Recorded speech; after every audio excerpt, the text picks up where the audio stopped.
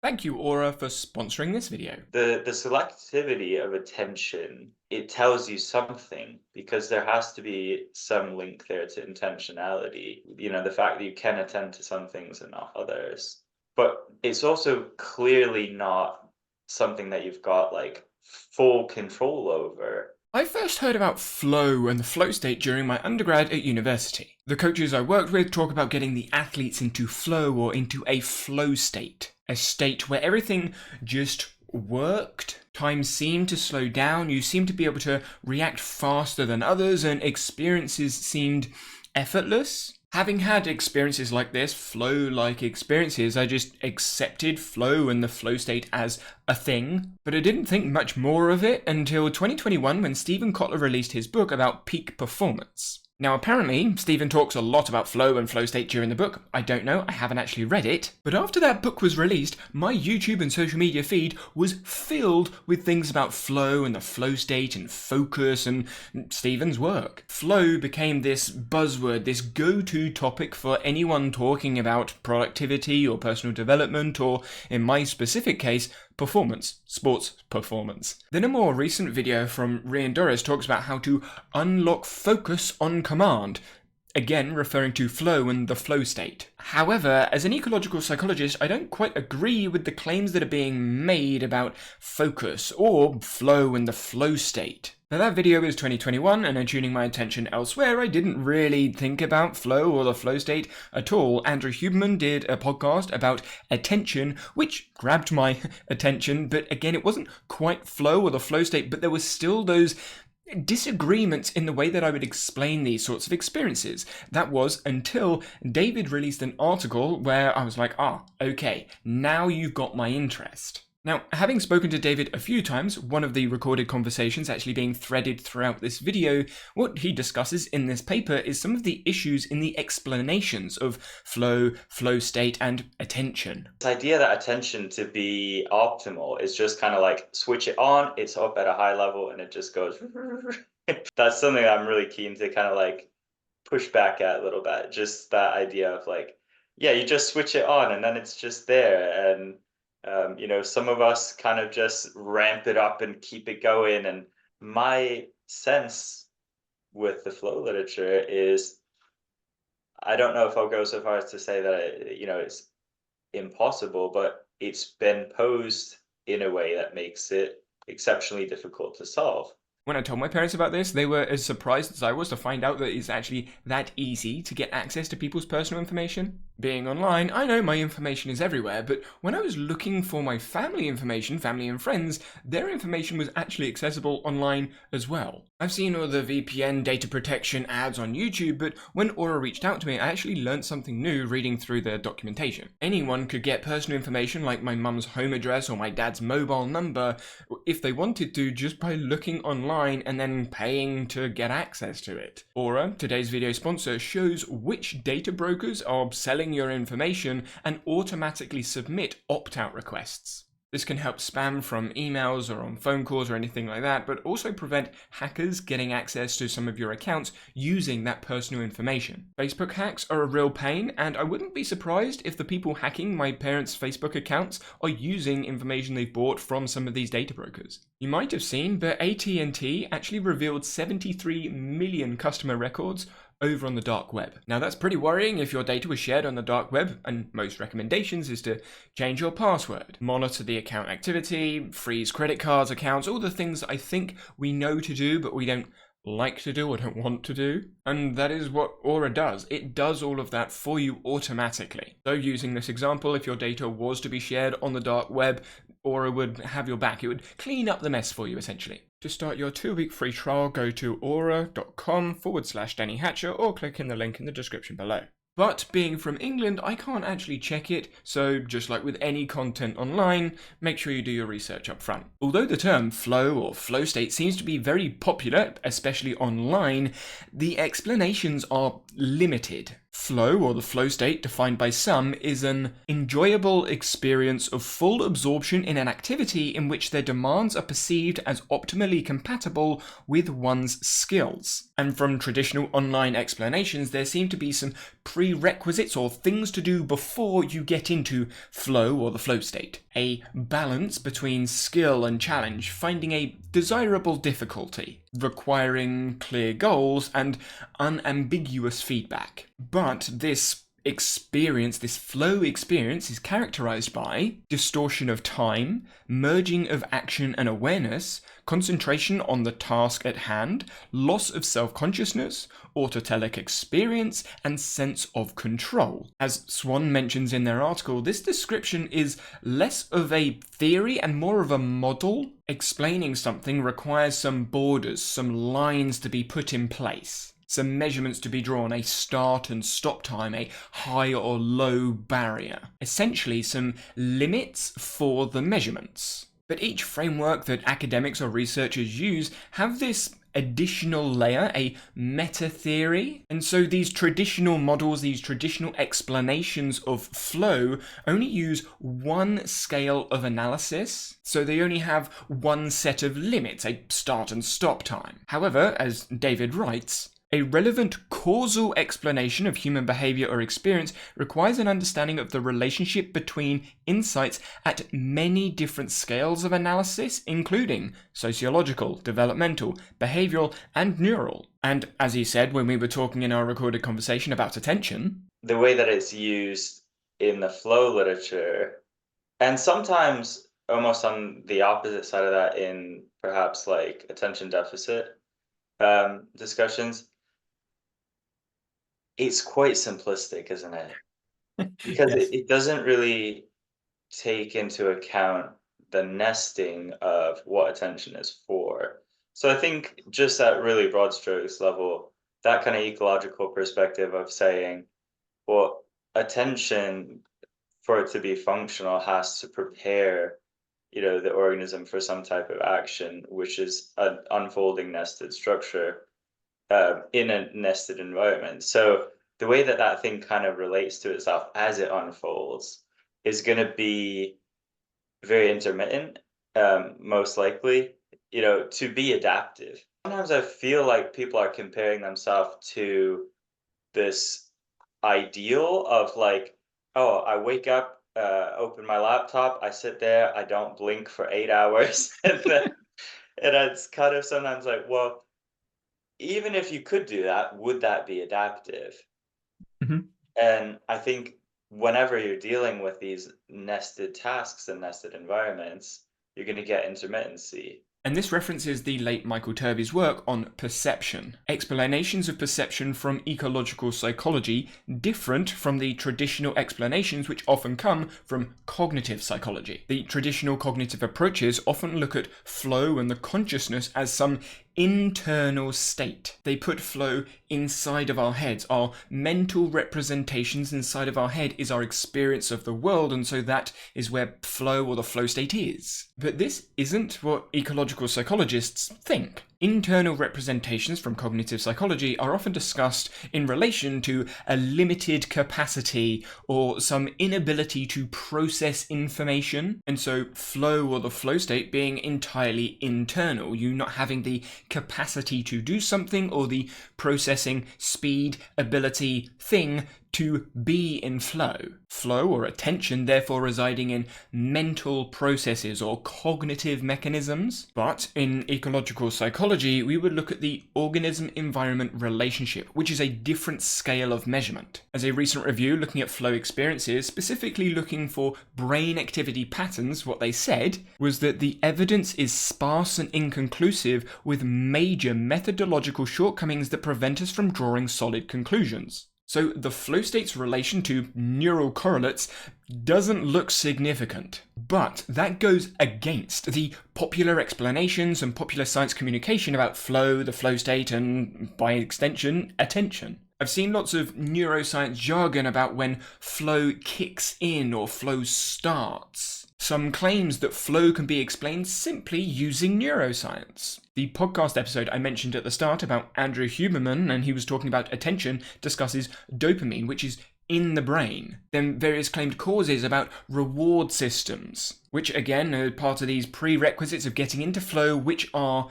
internal. However, I and other ecological psychologists would suggest this scale of measurement isn't accurate. Those limits that are being used for measurement actually zoom in. They constrain what it is that we can look at as causes too much. Instead of zooming in to internal measurements and mental representations, we should be looking broader at the organism-environment relationship. Right. And I mean, this was identified very early on by Csikszentmihalyi, who said, well, you need to have clear goals and immediate feedback. There was sort of this mismatch at meta-theoretical level where they didn't really have a way of kind of making good on the idea of either goals, in terms of what really an intention is, or clear feedback in terms of information that could support action. I'm the same. Like when I hear people talk about attention or attention deficit or flow states or focus or whatever other word you want to put in there, a lot of it's to get to. It's like this state that you achieve, you find it turns on in you, or whatever words explain. And I'm sitting there thinking, no, it's not a switch. I can't just switch it on because it goes off straight away unless I continually act and do something.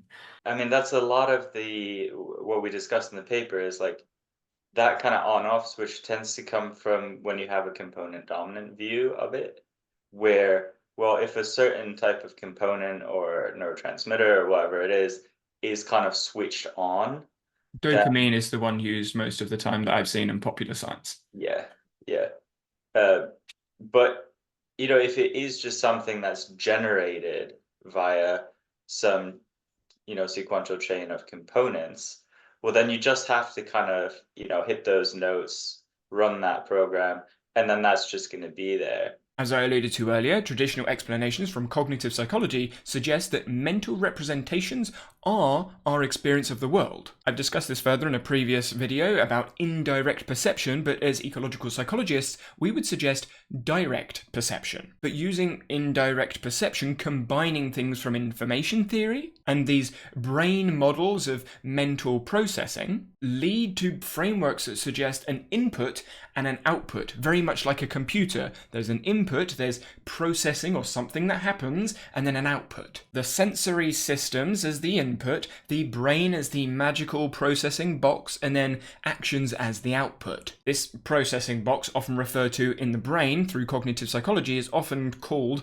the central executive. But, as David writes in the paper, impredictive entailments that involve closed loops between parts and wholes are discouraged because they confound chain-like explanations. Something unpredictable or non-obvious would confuse and get in the way of these linear explanations from input, process, output. If there's something non-obvious causing the output, the chain doesn't work. In ecological psychology, we would suggest non-linear, non-obvious multi-causality. So instead of a line A to B to C to D to get your behavior at the end, think of it like legs of a table with your behavior at the top. Where does flow, attention, focus start and stop? Is there a start and stop? Because I feel like it's just dynamic.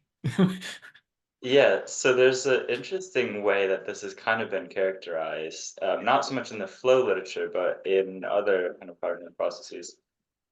Going back to one of kind of the fathers of cognitive psychology, Herb Simon, said, well, we do have all these different scales, but we have to kind of assume that each scale is kind of like a little independent strip.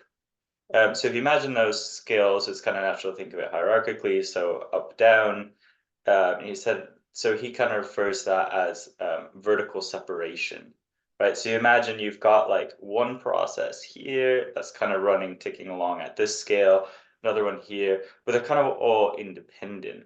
So if you do characterize a process in that way, what happens is it becomes decomposable, where you can then take that individual scale. So we're not going to worry about anything at faster scale, anything at slower scale. We can just now see a chain of events at this scale and consider those to be causal. Well, in the case of flow, is that going to be sufficient? Is there a causal sequence of events at this one scale that we would intuitively pull out, in terms of, is there something that you can just point to in that one scale that will be sufficient to give a full causal explanation of the experience? It seems to me that that's probably not the case. Now, this is important because traditional explanations of flow use scale of measurements which restrict the potential causes that we could look at. Organism, person, instead of organism-environment relationship. This form of explanation reflects the epistemological and ontological stances of the cognitive meta-theory and accepts only certain types of, i.e., linear efficient causality. Thus, the challenges of explaining flow-like experiences from traditional cognitive psychology could be related to the scale of measurement, the limits the researchers are putting on the studies. Mihai Csikszentmihalyi claimed the dynamics should be emphasized, not decontextualized. So the often cited founder of flow and the flow state is suggesting that flow isn't in a person, isn't in an activity, but the relationship between the person and the activity. Organism-environment relationship. Recent researchers have also emphasized its importance in explaining flow-like experiences. And this is where many of my questions about flow, the flow state, and attention still come from. It is often spoken about a person getting into flow, turning a switch to turn on flow. There's very little reference about the surrounding environment, the surrounding context, the embedded, embodied, situated experiences of the individual. Rian Doris, in his video about how to unlock flow, talks about flow blockers. But my struggle with this is that he discusses flow blockers which could actually help another person get into flow. One of the constraints that he suggested is to not open your phone in the morning because it can block your ability to get into flow. But for me, I actually find that going on my phone first thing in the morning helps me become active and get into flow quicker. So the constraint that he's suggesting does the opposite for me, so it's not a blocker. A flow-like experience in me is not being blocked by something external. It's the relationship between me and the environment that is where flow could be described. So it depends on my relationship with my phone rather than my phone being a blocker. And this is where I think expertise, individuals' developed skills and levels of expertise change the relationship we have with the environment and therefore change the practice designs we should be using and what we do or don't do. The practice design, or what we do, requires reference to the performer environment and performer capabilities. Everyone with unique relative perceptions for action. As ecological psychologists, we often refer to J.J. Gibson's work on affordances. For actions to resonate with the environment, performers must perceive how features of the environment present opportunities for action given their own capabilities. But this ecological concept of affordances doesn't work with the traditional cognitive psychology approaches to model flow experiences. The chain-like causes of attentional brain functions to flow experiences is being challenged by this non-linear, non-obvious, multi-causality, multi-scale analysis. Flow not having objective, predictable rules. An object, like a ramp for skating, might be too high for some, too low for others, but just right for some. So predicting a flow-like experience for a skater and the ramp would be relative to their perception of the actions available. The jump ability of the ramp, affordances. But again, this is not measured in the person, it's the person-environment system. However, if you're like me, you then probably ask, well, how are you going to measure this? Because to measure something, you need to set a scale. But, as it has been stated, nothing is yet known about the dynamics of flow intensity that occur during flow. If we take a measure of flow and zoom in, we may see flow and non-flow periods during that experience. Does that then count as one flow experience or multiple flow experiences within one measure? Do we measure for 1 minute, 1 hour, 1 day, 1 week, 1 month, 1 year? We could categorize something as a flow-like experience, but there could be flow and non-flow experiences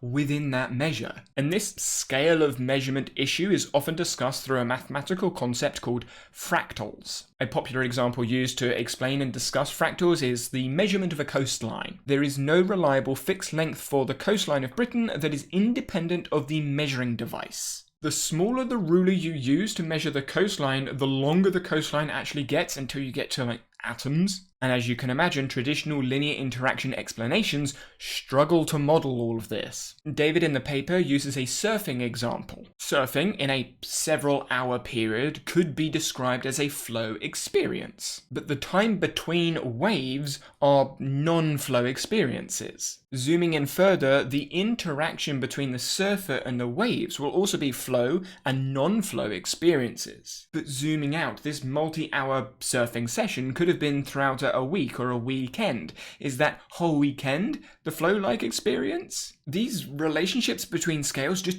don't work with linear cause and effect explanations. This is where something called cascade modeling could become really important when trying to explain some of these causal effects. How do you test that then? Like, obviously, when you're looking at those sequences, I'm thinking more linear causality, cause and effect explanations. When we're looking at multiple sequences, multiple timescales, however you want to describe it, we're looking at nonlinear, non-obvious multi-causality. How do you test for that? Because for a test, you need a measure, right? Yeah, so this is one of the really cool things that like complexity science has given us is a lot of really powerful tools to kind of hone in on some of these questions. So the way that we do that, sorry if this is kind of technical, is we do something called surrogate analysis.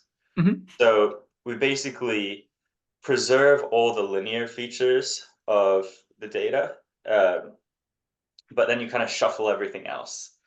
And then you run it back through these analyses. And if you've preserved the linear features, but then when you rerun it through these kind of fractal or multifractal analyses and it's different, then that difference is kind of accounted for by these nonlinear features. So we have kind of the ability when we look at data from some behavioral process to see, is it independently generated at one scale, or does it seem to require interactions between scales? So that's where you get this talk of like cascades, should be like structures that kind of fluidly move across these scales. We look at these factors, so the multifractal analysis and the we call it the nonlinear multifractality, but that's the part of the difference between these shuffled surrogates and the original, right? So depending on how that difference relates to the task, it gives us a good sense of what role are these cascades playing in this performance. Which the interesting thing about that is it's sort of bear with me here. It's kind of a context sensitivity of context sensitivity. So what it means by that is it's not like it's not like, oh, it's always better to have greater nonlinearity and it's always worse to have less. It again depends on the context. So it depends what kind of task you're doing. So some tasks will benefit from less interaction between the scales, and other ones will benefit from more. So when we look at the cognitive meta-theory and the ecological meta-theory and compare the two when trying to explain flow-like experiences, I think the ecological meta-theory is more effective, but obviously I'm biased. And as David writes, the ecological meta-theory developed by James Gibson and the tools provided by dynamical systems theory and multifractal geometry may be particularly well positioned to support novel explanations of flow. Combined, this is often referred to as ecological dynamics, ecological psychology, dynamical system theory, ecological dynamics. It's what I talk about on this channel. But much of science communication and the popular advice given online advises you to look inwards rather than outwards at contextual relations. And this is where the philosophy and the approach to psychology that you take will change the language and the explanations that you may use. I guess that comes back to the cognitive meta-theory linguistics explanations that you would want to use. If you go kind of just cold turkey and say there's no memory, a lot of times it's just so like shocking to people that I think it doesn't necessarily benefit. Whereas if you might say, oh, actually, this is a different way we could understand memory, they don't start with this feeling of someone's taking this all away. You know, it's still like, yeah, like something happened yesterday, we could speak about it. You know, that's still there. Like, but we just understand this differently. And this may also change the practice design that educators would suggest for learners, or learners use to develop their own skills. As part of this conversation, I had a look around online to see what others were saying, and I like what Healthy Gamer GG says here. So let's take a step back and understand exactly what the flow state is, because that'll tell us why it's impossible to enter one, and also how to enter one. The first thing to understand is that the flow state is a state. It is not an action. It's not a verb. So as human beings, we can do things that are verbs. I can, for example, read a book. I can hold up a pen. I can smile and wink. These are things that I can do. But the flow state is a state of mind. You cannot do a state of mind. A state of mind is something that happens to you. Andrew Wilson is another ecological psychologist who wrote a blog a while ago about verbing your nouns, acting instead of action, perceiving instead of perception, and cognizing instead of cognition, and then remembering instead of memory. When I think about getting into flow, I think about continuing the action, as we were just discussing, like maths. I don't just decide, now I'm going to do maths. I've been thinking about it for a day, a week, sometimes even a month before I actually read this complex math paper. So that non-obvious, non-linear multi-causality related to the flow-like state that I've picked. Mm-hmm. How do you give someone guidance on getting into that flow? Again, I think it does have to do with these scales of context, because so for example, as an undergraduate, I wasn't particularly switched on in math. I didn't enjoy it. I did all right, but you know, it was definitely not like a strong area. But if you think about the context that that's situated in at the time, was just me moving through a course, having other interests, right? Whereas now that, I mean, it's not the same, but you know, some of those similar ideas are situated very differently. A lot of these things you only get when you take on these very richly nested projects. So for example, you set out to do research. You don't just start by saying, oh, I'm going to learn, you know, the multifactorial formalism. You start out by wanting to understand something. And then as you go to do that, it kind of, you know, they always say like the devil's in the details, right? Oh, if I want to do this, now I need to upskill in this. And then, you know, maybe as you're doing that, suddenly you find, oh, you know what? To do this, now I need to go back and also brush up on that. And I think that's kind of a broad principle, like in terms of attention and kind of having a certain sense of engagement in something. But one of the things that you find out if you try to build something functional, just like say a go-kart or a treehouse or something, is you always end up on these chains of tasks where you have the thing that you want to do, something doesn't work, so you need to either create something, fix something, design something that solves that problem, and then you end up, before you know it, you're like, I'm doing something to do something to do something to do something. And you're just like kind of layers deep in it. And I think it is that nesting of tasks that has a lot to do with kind of honing in. But I don't know if you can just isolate that ability outside of those nested structures of tasks. And I think kind of going up and down those layers fluidly is where, for me, I've noticed that I've been able to kind of dial in the most. As Seth Godin, a famous blogger, wrote about in his writing process, there isn't a standard approach. There's only what works for you and what doesn't. Which, when we consider non-obvious, non-linear multi-causality, the answer, the solution, the behavior will always be different. As I emphasized and mentioned in a previous video, variability is inevitable. While I was writing the script for this, I was thinking about an old tweet from a friend of mine who said, "This is what hyper-focus creative binge looks like. It's when you can't possibly tear yourself away from what you're doing. Peeing and eating are annoying interruptions. You look up and 3 hours have passed." And I've seen loads of other comments like this online talking about hyperfocus or the flow state, and are they the same? Is there a relation? Are there multiple moments of flow in a hyperfocus state? But when I think at those questions, I don't think those questions are useful. I think they're ill-formed, because what I think is more useful is focusing on effective behaviors rather than what is or isn't flow, especially when we consider the goal. Like, how do you focus with your work? I don't particularly think about having like an explicit list of like, triggers or blockers that I kind of attend to. You want to be kind of looking through it and using it. If you kind of step back from it and, say, oh, what is attention? Am I in flow? How can I get into flow? Well, what you're not attending to is the task. I think that is something people can get into a bit of paralysis with, in terms of saying, all right, let me line up all my triggers. And it's like, well, what are you attending to? Your triggers, your blockers, all of these things that are not the task that you want to be doing. Now, that's not to say that there aren't things that do have influence.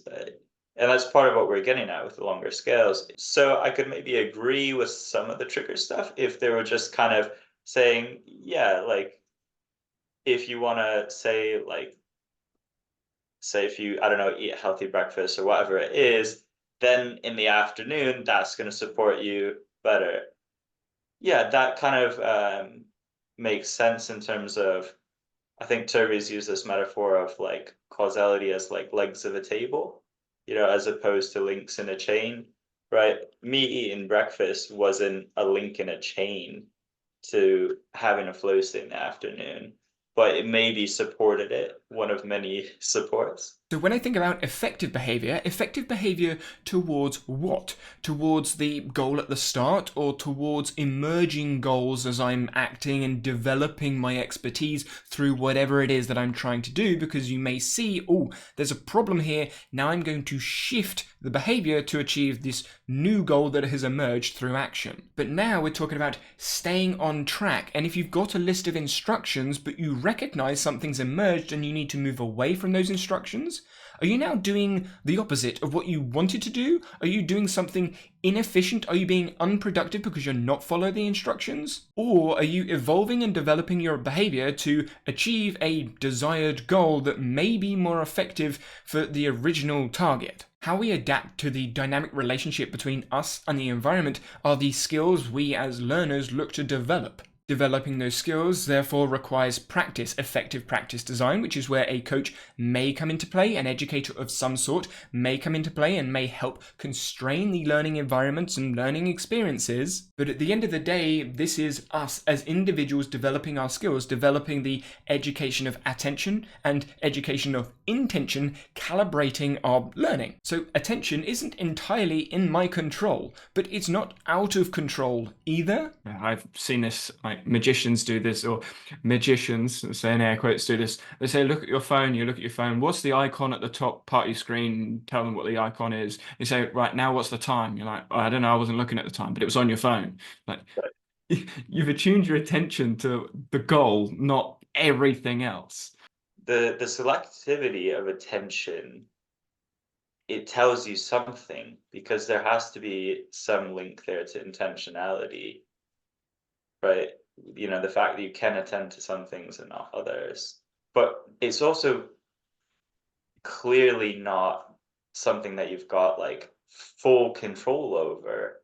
So you kind of, if you try to go either way, where you say, well, it's entirely just a passive process, you've no role in it, that doesn't seem to work. But if you also just say, oh, this is something I'm entirely just generating completely just like freely with no constraints, that doesn't work either.